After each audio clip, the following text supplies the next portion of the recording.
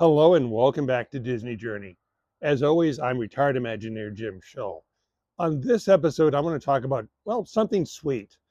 And by that, I mean the sweetest bear we have in the Disney parks. Of course, I'm speaking of Winnie the Pooh. Disney secured the theme park rights, and with those rights in hand, they moved the little bear into Florida. Now, their plan was to put him in the Magic Kingdom, which is the natural place, except, well, there was a frog there. Words were had, and the frog moved out, and Winnie the Pooh moved in.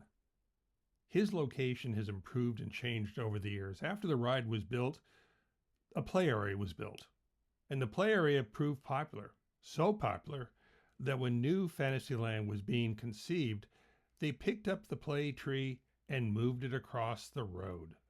Once moved across the pathway, it became it didn't become a 100-acre wood, but it did become a 100-acre, one tree. But it gave a front door to Winnie the Pooh, which didn't happen to have when it first opened. And that improved the guest experience. It greened it up and made it more friendly, more inviting. The Pooh ride vehicle in the Magic Kingdom was a standard dark ride, but one with a twist because it had a motor added to it, and that allowed that motor to simulate the floating effect and also the bouncing effect. This was a very good, reliable solution to provide a lot of capacity, and it would find its way into the other Pooh rides around the globe. Logical people might think that the Winnie the Pooh ride that would go into Tokyo would be a copy of the one in Florida, but you would be wrong. Pooh's Honey Hut there in Tokyo Disneyland, in their Fantasyland, was unique and special. It was a moonshot for the Disney company because it deployed a new ride system. The technology that was deployed was trackless. Deploying trackless ride technology would enable the designers to tell a story in a way they never could before. The ride was located there, back in a corner of Fantasyland. In a very small place, one would say shoehorned between Small World and Mickey's Toontown. But you wouldn't know that it was shoehorned. It looked wonderful. The designers, they ordered a whole forest of trees, and the way they set it back in the trees made it look inviting, intriguing.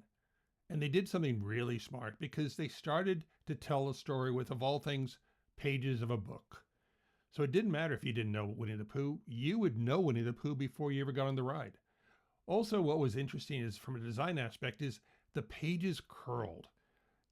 The curled pages created the clever illusion that this was a maze you'd entered. Once you were inside, even though it was open, you'd look back and you'd no longer see the outside world. The smart choices extended to the cast members because they were dressed almost just like they were scouts, Cub Scouts or Boy Scouts, whatever they have in Japan. But it was a neutral setting. And when I boarded the ride for the very first time and went past the map, I didn't know really what to expect. My frame of reference was the Florida version of Pooh. And, I was really surprised when I drove and stopped with an entire fleet of vehicles and saw an animation that told me what I was about to see. And I was even more amazed when the page of the book to my right opened up and the doors, when they opened, revealed the whole 100-acre wood. I quickly noticed the floor was unique because it was blue, but the sets were staged above that blue floor. And when I studied it, I realized the earth, the carved earth, were actually a clever way to disguise the bumpers. Because even though this was a trackless ride vehicle that was absolutely guaranteed never to fail, if it did, and it did collide with the set, you wanted to hit concrete instead of hitting an animated figure. The 100-acre wood scene is classified as too much to see in a single ride, or 3 or 4. And that's the point, because you wanted to see all the characters, because from this point onward, you're going to be traveling with the characters in their own individual, unique moments. The ride was a great ride, is a great ride. But what was interesting really is, as I looked at it and realized the little bits and scenes, like the bouncing floor for Tigger, where the ride vehicles are on a bouncing floor that are choreographed with the film, or the moment that was enhanced from Florida, where Pooh falls asleep and has his own out of body experience, which is a wonderful way to introduce the next big scene, which is Heffalumps and Woozles. You look at every fiber optic that was patched in, or the scenes that were placed in there, or even the free range ride vehicle parade float with Heffalumps and Woozles that would dance with the other vehicles that were in. I quickly realized that we were dispatched in a fleet, but in this room there was more than one fleet. There were several, because as one was coming into that room, there were two more in the room, and one was leaving the room. So it made it a really crazy, chaotic environment, and an experience that was unique to a Disney park, because even though this was a very low threshold of ride height limitation, it was a crazy experience. And because it's a crazy experience, it was a bit overwhelming in a good way, not in a bad way. But Heffalumps and Woozle stands on its own, because even though it's been several decades now since this ride opened, it hasn't been topped in my opinion. There have been versions of it, but it's never been topped. And that's only because there was very careful storytelling. Riding Pooh's Honey Hut at Tokyo Disneyland was a great experience. But what was even a better experience is when the ride broke down. My first clue that the ride broke down was that it stopped. The second was the lights went on. And the third was when the cast members came, opened the lap bars, and it started to escort us out. Pulling out my camera, I looked around. I took as many photographs as I could, because I wanted to document this once in a lifetime memory. Looking around, I could see so many things, so many tricks, so many little Poohs that, frankly, I don't think a guest would ever see. And looking back, realizing how the magic was created, the artistry, the handoff, I really did respect the Imagineers who worked on this project. Because truthfully, they did have the investment they needed, but the investment can be misspent. But in this case, it wasn't.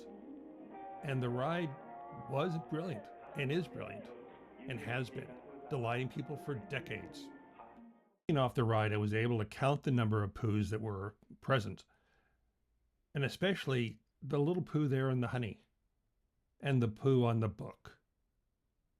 Outside the ride, I walked through the gift shop, and I was amazed how many props were there in guest view, but still pristine and in perfect condition. Winnie the Pooh is practically perfect at Tokyo Disneyland. Tokyo Disneyland Resort is unique because each one of the two parks there has its own version of a trackless ride system, and they're both very different. There's Pooh's Honey Hut in Tokyo Disneyland and Aquatopia in Tokyo Disney Sea. And there, each of them achieves trackless rides, but very differently. Trackless technology can be accomplished in one or two ways. One is to put beacons in the floor. The other is to have beacons in the air. In the case of Aquatopia Tokyo Disney Sea and their Discovery Bay, the ride vehicles, which are trackless, are skating across a thin skim coat of water. To the guest, it appears that they're actually floating, but that's not the case. They're actually riding on concrete, no different than Pooh's Honey Hut. But the difference here is they're in Discovery Bay. They're being told where to go because each of the vehicles is individually addressed and receives transmitted instructions from beacons or aerial transmitters or radio receivers. It's pretty basic stuff when you really think about it, but it's more of a case of hiding in plain sight. It's there, these antennas, but because they're mixed in with all of the other themes, you really don't appreciate it. And frankly, you're distracted. You're there to have a good time, not to look at technology. Aquatopia is different in another way from Pooh's Honey Hut, because whereas Pooh tells a story, Aquatopia is an experience. As vehicles, individually addressed vehicles, skate across the thin coat of water, they encounter different events, experiences. They dodge a waterfall, they have near misses, they come near a whirlpool, they spin in circles, they go into a cave. It's not storytelling, but it is a great experience. When Pooh moved over to Disneyland in Anaheim, the experience was different. Pooh lives in the 100-acre woods of what's now Bayou Country. At one point, it was Critter Country. It was also Bear Country. The version of Pooh that came to Disneyland, California is unique. It went into the old Country Bear Theater, and that presented some interesting challenges to the designers because the building facility, well, is landlocked. And so whatever went into the building had to fit in the building. They couldn't go outside. The other thing that makes it unique is its environment, because finally there really was 100-acre woods. It went into an area that has already had mature trees, a water feature, and it was part of its own little environment. It was away from everything else in the Disneyland. So it didn't share, concrete and asphalt. It didn't have a small world as a next door neighbor. It was its own little oasis.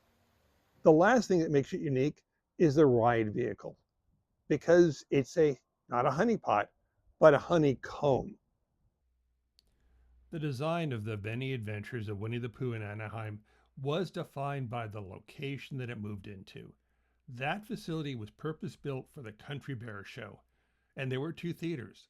And each of the 2 theaters was reached by a tunnel that went underneath a berm, and this tunnel had to be respected. Once aboard, the guests would ride their honeycomb into the tunnel, where they'd see many of the same show scenes that had been originally designed for Florida, and then later on Tokyo. The Hempslips and Woozle scene, the bear in the honey scene, the bouncing Tigger scene, they were all there. Different, but there. The Pooh car was probably the biggest change, and one could argue the biggest improvement, because now it was a honeycomb, and that kind of made sense. But I think, again, the biggest thing about it was you could enjoy the 100-acre woods, the mature trees, the gift shop, and even an encounter with the little sweetest bear in the entire Disney world. It was proven by now that Pooh was popular, and his next stop was Hong Kong Disneyland. The stories of Winnie the Pooh are set in 100-acre wood, a charming English countryside. But when the time came to build Winnie the Pooh in Hong Kong Disneyland, there was no wood. There was a tropical rainforest, however. Except this was not a natural rainforest. Oh, no, no, no. This was actually all dredged out of the bay, the ocean. But on that land, reclaimed land, soon was a forest. The version of the many adventures of Winnie the Pooh that's in Hong Kong Disneyland would be very familiar to any Disney fan who'd been to Disney World in Florida, because this was basically what we'd say in France, a copy exact. And that logic extended when Pooh traveled again, this time to Shanghai Disneyland, as part of their Fantasyland at Shanghai Disneyland. This opening day attraction met a lot of the objectives of that park and of the Disney company, because the park was there to inspire, inform, and market the characters, the Disney characters, to the people living in Shanghai. And it succeeded. Shanghai Disneyland is a big park, and there's no train to get to the back of that park. So it's up to your feet to carry you to the very back of Fantasyland to ride the many adventures of Winnie the Pooh. If you've ridden the one in Florida, once again, this is going to be familiar territory. Obviously, the language is Chinese, but there's a shop. Although the shop has some interesting merchandise, not necessarily Winnie the Pooh merchandise. The bins, racks, and shelves are filled with plush characters, not necessarily Winnie the Pooh characters, as we see here. At Shanghai Disneyland, the 100-acre woods, which is a subset of Fantasyland, has the spinner ride. This is their version in that park of the teacup. Here, the standard Disney teacup has been addressed or redressed as a honey pot. Pooh, Perfect Pooh, is in practically every single Disney park. The character has endured from day one, the first day that the first book was ever issued. And it's evolved as a character and the character representation in all the Disney parks that he's in. He's different in everyone, but he's always good. He always fills a niche, and he's a ride people return to. And with that, I bring this episode of Disney Journey to a close. If you haven't already, please subscribe and join me on the next episode of Disney Journey here from Lost Canyon.